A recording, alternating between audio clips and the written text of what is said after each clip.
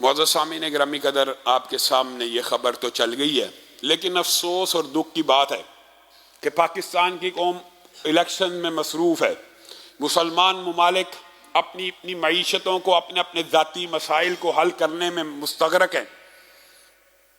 بابری مسجد، مسئلہ کشمیر، مسئلہ فلسطین، مسئلہ افغانستان، مسئلہ مسجد اقصی مسلمان امت کے مسائل میں شامل نہیں ہے۔ یہ قوموں کے مسائل ہیں، یہ ملکوں کے مسائل ہیں، اور افسوس اور دکھ کی بات ہے اب یہ ملکوں کے بھی شاید مسائل نہیں ہیں۔ کشمیر شاید اب پاکستان کا مسئلہ بھی نہیں، مسجد اقصی شاید اب عالم عرب کا مسئلہ بھی نہ رہے۔ اسی طرح بابری مسجد ہندوستان کے مسلمانوں کا بھی شاید مسئلہ نہ رہے، پاکستان کے اور اس خطے کے مسلمانوں کا مسئلہ بھی نہ رہے۔ بابری مسجد کیا ہے کیا نہیں، اس بارے میں آپ تفصیلات ساری کی ساری جانتے ہیں۔ مسلمانوں کی بنائی ہوئی مسجد کے اوپر زبردستی یہ کلیم کر دینا کہ یہاں پہ کبھی مندر ہوا کرتا تھا، آخر اس کا کوئی ڈاکومنٹری ایویڈنس، آخر اس کا کوئی ثبوت ہونا چاہیے کہ پاکستان یا دنیا بھر کی مساجد کے اوپر یہ کہہ کے چڑھائی کر دی جائے پہلے جی یہ گرجا تھا، پہلے جی یہ مندر تھا، پہلے جی یہ فلاں کی عبادت گاہ تھی، اس کو واپس حاصل کر لیا جائے۔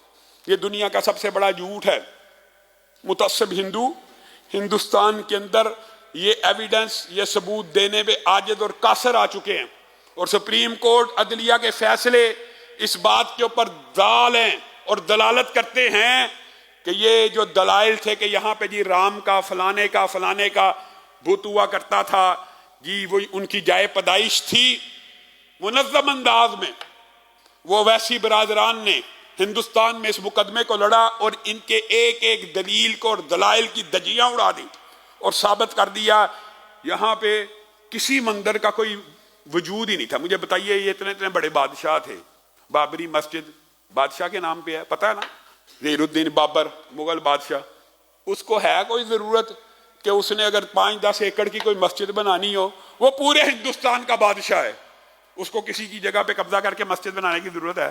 ایمانداری سے بتلائیے، یہ تو عقل کے بھی خلاف ہے، یہ تو منطق اور لاجک کے بھی خلاف ہے کہ اتنی وسیع و عریض ایک مسجد بنانا چاہتا ہے تو اس کے لیے وہ ہندوستان کی مخصوص کمیونٹی کی مخصوص جگہ کو کھینچے یا اس کے اوپر ہتھیانے کی کوشش کرے یا کسی مندر کو گرا کر یا کسی مندر کے اوپر قبضہ کر کے مسجد بنائے۔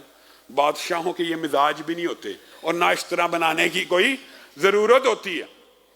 اللہ کے بندو، لیکن دکھ اور افسوس کی بات ہے کہ آج بابری مسجد کو شہید کر کے مندر کا اعلان ہو چکا ہے۔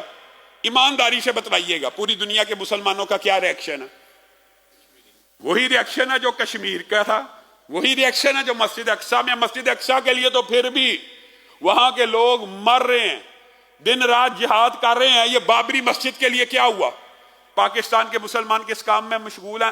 الیکشن ہو رہا ہے، انتخابات ہو رہے ہیں، صرف اس کی کمپین جاری ہے۔ ان کو شاید پتہ ہی نہ ہو، یہ جو آپ کے سیاستدان ہیں نا، ان کو پتہ بھی نہیں ہوگا کہ بابری مسجد کو تہس نہس کر دیا گیا، اور ان کے لیے تہس نہس کر دی جائے یہ ان کی جان بلا۔ ان کو کیا مسئلہ ہے؟ چاہے پوری دنیا کی مسجدیں گرا دی جائیں، ان کو کیا مسئلہ ہے؟ ان کو کوئی مسئلہ نہیں ہے۔ مسئلہ تو مسلمان امت کا ہے۔ چبھے کانٹا جو کابل میں تو ہندوستان کا ہر پیرو جواں بےتاب ہو جائے۔ بابری مسجد کا گرنا صرف ہندوستان کی مسجد کا گرنا نہیں ہے، مسلمان امت میں کعبۃ اللہ کی ایک بیٹی کا ہلاک ہونا ہے۔ یہ مسجدیں کعبۃ اللہ کی بیٹیاں ہیں، ان کا گرنا کسی ایک ملک میں مسجد گرنے کے برابر نہیں ہے، بلکہ اسلام کی بیٹیوں کا ہلاک ہونا ہے، کعبۃ اللہ کی بیٹیوں کا انہدام ہے۔ یہ ایک مسجد نہیں گری، یہ مسلمان امت کے منہ کے اوپر ایک تمانچہ لگایا گیا۔ اور یہ کیوں لگایا جاتا ہے؟ اس کی ہسٹری میں جانے کی بجائے میں آپ کے سامنے صرف یہ بات رکھ کے اپنی بات کو ختم کروں گا۔ یہ پروسیس اتنا سلو کیوں ہوتا ہے؟ اس کو کہتے ہیں نیوٹرلائز کرنا، نارملائز کرنا۔ یہی وہ بات ہے جو آپ کو بارہا کہتے ہیں اور سمجھاتے ہیں۔ توہین رسالت کیوں کی جاتی ہے بار بار؟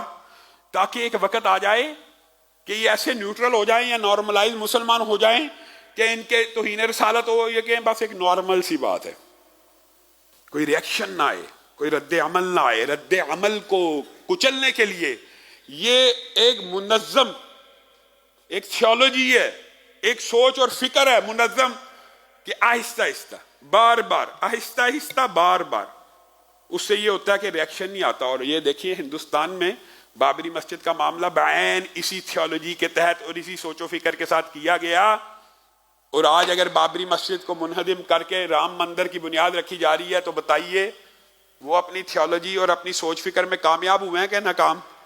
جب 1992 میں یہ کام ہوا تھا تو ہندوستان کا ہر مسلمان کھڑا ہو گیا تھا، لیکن یہ بار بار بار بار کر کے اس کو کہتے ہیں نارملائز کرنا، نیوٹرلائز کرنا. تو مسلمان امت اگر بے حس ہو گئی ہے، بے ضمیر ہو گئی ہے، بے غیرت ہو گئی ہے، اور نیوٹرلائز اور نارملائز اس طرح ہو گئی ہے، تو یہ پہلا قدم ہے. مسجد کے لیے کیا گیا ہے، ایک وقت آئے گا قرآن کے لیے بھی کر دیا جائے گا، ایک وقت آئے گا رسول اللہ صلی اللہ علیہ وسلم کی حرمت کے اوپر بھی کر دیا جائے گا.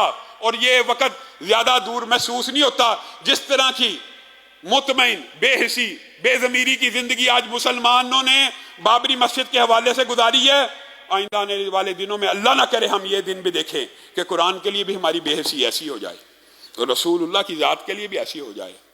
اور ہونے کا امکان ہے. اگر اس امکانات کو رد کرنا ہے تو پوری دنیا کے مسلمان بابری مسجد کے مقدمے کو لے کے کھڑے ہو جائیں. کہاں کھڑے ہو جائیں؟ سوشل میڈیا کے اوپر ہی کھڑے ہو جائیں. آواز تو اٹھائیے، آواز تو اٹھائیے. آواز اٹھانے میں بھی تکلیف ہے، لکھنے کے اوپر بھی تکلیف ہے. ہاں یہ بات درست ہے کہ سوشل میڈیا کے پلیٹ فارم زیادہ تر اس میں بھی ہمارے اوپر ہی تعدیان ہے، اس میں بھی ہم مجرم ہیں کہ ساری سوشل میڈیا کی انڈسٹری ان کے سارے ڈائریکٹرز اور مینیجر انڈیا سے ہائر کیے ہیں. آپ نے ایسے بچے پیدا ہی نہیں کیے. سیکولر یونیورسٹیوں نے الزام مدارس کے اوپر ہے. آپ کی سیکولر یونیورسٹیوں نے وہ بچے کہاں جنہوں نے پیدا کرنے تھے، جنہوں نے سائنس اور ٹیکنالوجی کے میدان میں آگے بڑھنا تھا. یہ بات درست ہے کہ ہم اگر یہ احتجاج کرتے ہیں تو سوشل میڈیا اکاؤنٹس بین ہوتے ہیں تو بین ہو جائیں. ایسے سوشل میڈیا اکاؤنٹس کو کیا کرنا ہے جو بابری مسجد کا دفاع بھی نہ کر سکے؟ جائیے گھروں میں جا کر دوستوں کے ساتھ بیٹھ کر منظم انداز میں بابری مسجد کا واقعہ، اس کی تاریخ، اس کی ہسٹری پوری دنیا کے سامنے رکھ لیجئے. اور ہندوستان کا وہ گھناؤنا چہرہ جو وہ کہتا ہے کہ میں سیکولر ریاست ہوں، بتائیے اس سے بڑی متعصب ہندو ریاست کوئی ہو سکتی ہے جو مسلمانوں کی مسجدوں کے اوپر حملہ آور ہے؟ اور ان کی مسجدوں کو اور ان مسجدوں کو آپ وہ واقعہ بھی بھول گئے. اصل میں ہماری یادداشت بڑی کمزور ہے.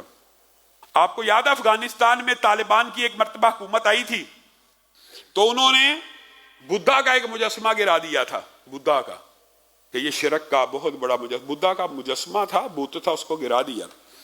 تو پوری دنیا کے جو تاریخ دان اور جناب کھڑے ہو گئے اور انہوں نے کہا یہ تاریخ ہے، اس کو نہیں گرایا جائے گا، یہاں پہ عبادت تھوڑی ہو رہی تھی. اللہ کے بندو، یہ بابری مسجد اگر عبادت خانہ نہ سمجھتے ایک تاریخ ہی سمجھ لیتے. کہاں پہ آج وہ مفکر جو کہتے تھے تاریخی ورثہ بھی ہوتا ہے؟ تاریخی ورثہ ایک انہوں نے لفظ نکالا ہوا ہے، وہ کسی ملک کا نہیں ہوتا، وہ انٹرنیشنل ہوتا. تو بابری مسجد تاریخی ورثہ بھی نہیں ہے؟ کیا ظہیر الدین بابر نے نہیں تھی بنائی؟ کہاں ہیں آپ کے وہ مسلمہ قوانین، انٹرنیشنل لاز، تاریخی ورثہ؟ وہ بدھا کا مجسمہ تاریخی تھا لیکن بابری مسجد تاریخی نہیں ہے. اللہ رب العزت جو کہا گیا، جو سنا گیا، اس کو سمجھنے کی توفیق عنایت فرمائے. سبحان ربک رب العزت عما یصفون وسلام المرسلین والحمد للہ رب العالمین.